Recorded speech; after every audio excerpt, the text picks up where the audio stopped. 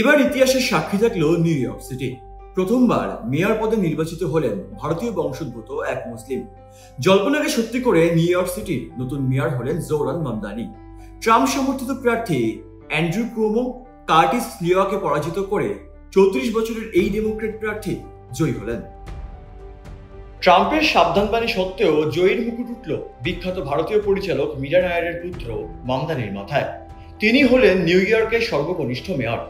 মঙ্গলবার স্থানীয় সময় সকাল 6টা থেকেই ভোট গ্রহণ শুরু হয়। ভোট পর্ব শেষ হয় রাত 9টায়। আমেরিকার নিউ ইয়র্কের মেয়র নির্বাচনে স্থানীয় সময় মঙ্গলবার সন্ধ্যে 6টা অর্থাৎ ভারতীয় সময় বুধবার ভোর 4:30 পর্যন্ত আনুমানিক 17 লক্ষ মানুষ ভোট দিয়েছেন বলে জানা গিয়েছে। পরিসংখ্যান বলছে গত 30 বছরের মধ্যে সর্বোচ্চ ভোটার এবার ভোট দিয়েছেন।